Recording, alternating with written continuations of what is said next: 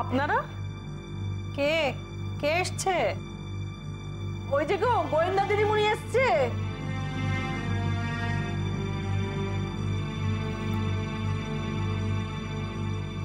ও আপনারা? রজত কিন্তু বাড়িতে নেই।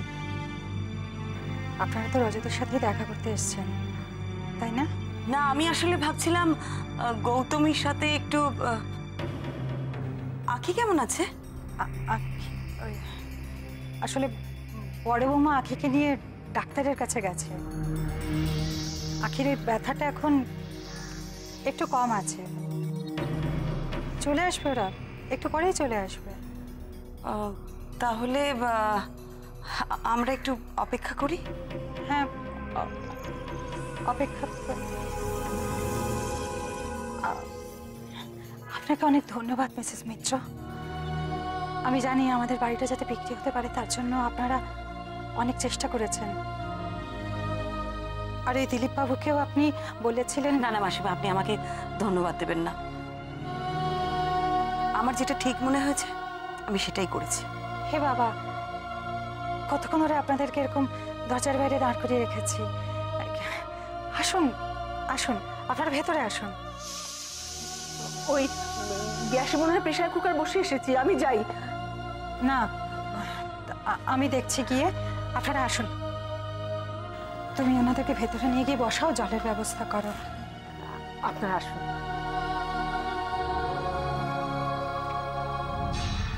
আসুন। আপনাদের বাড়িটা আজ খুব খালি খালি লাগছে, লোকজন সব কোথায়? ওই বড় বৌদিমণি মোহর আর আখিকে নিয়ে ডাক্তারের কাছে গেছে। ও, আর শুভ্রা দেবী উনি নেই? না, বৌমাকে নিয়ে মন্দিরে পুজো দিতে গেছে। বাড়ি বিক্রি হয়ে গেছে তো, সেই আনন্দে। আপনারা ঘরে বসুন, আমি একটু জলের ব্যবস্থা করি। আচ্ছা, বলছিলাম যে নিচে বাথরুমটা কোন দিকে? ওই তো ওই দিকে যাবেন? হ্যাঁ, একটু যেতাম।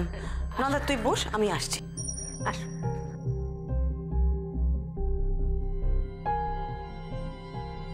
ওই যে বাথরুম।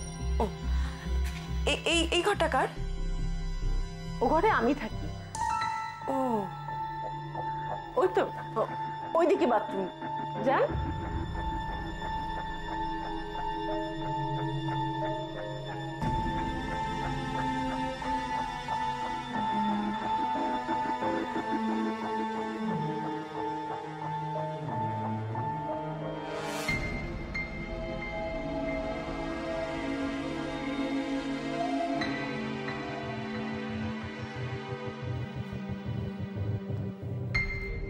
ঠাকুর, আমার চোখে ঘুম আসে না কেন গো? কেন ঘুম আসে না? আগে যে গান শুনে শুনে।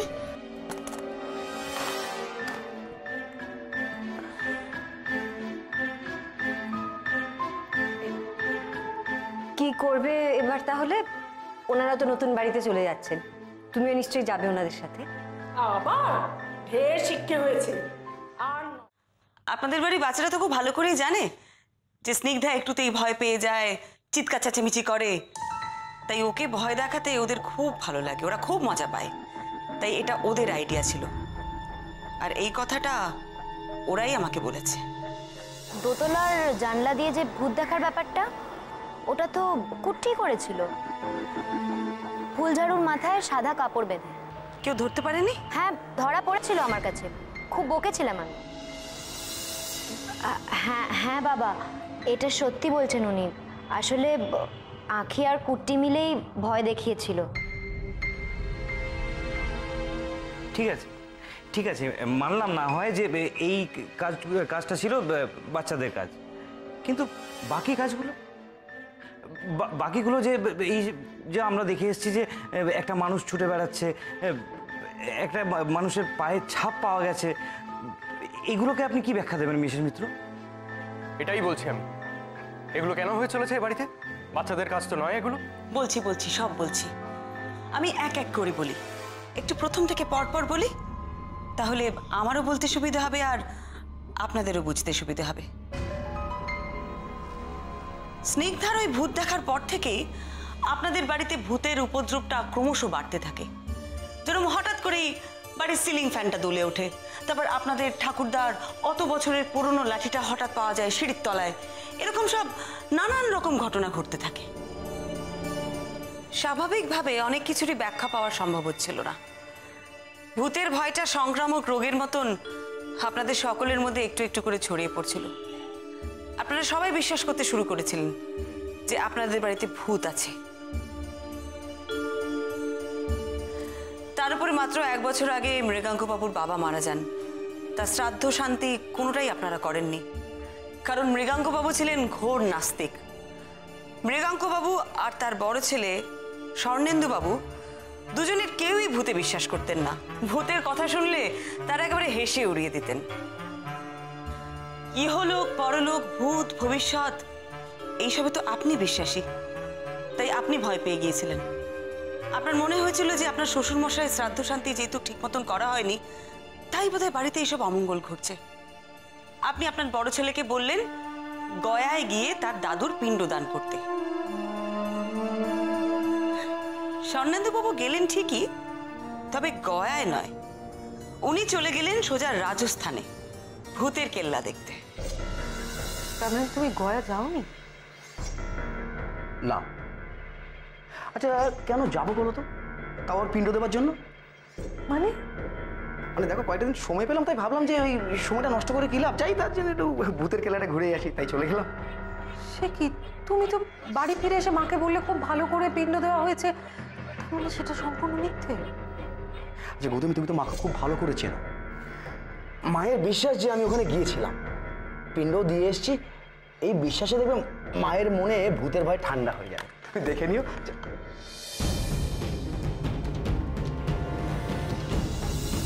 কিন্তু এরপর আপনাদের বাড়িতে ভূতের উপদ্রব আরো বেড়ে গেল।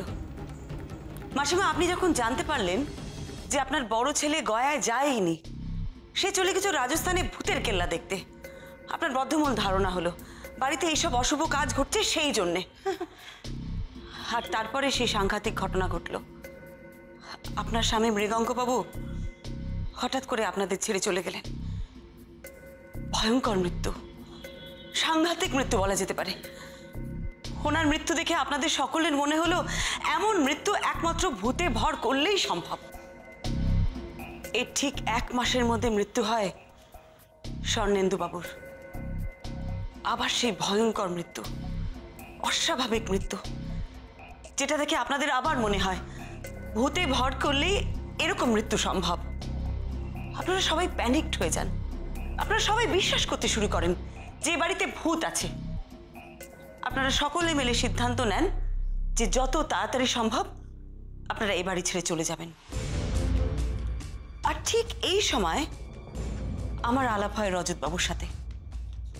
ওনার কাছ থেকে সব কথা শোনার পর আমার মনে হয়েছিল, না, এটা স্বাভাবিক হতে পারে না, এর মধ্যে নিশ্চয়ই কোনো অন্য ব্যাপার আছে।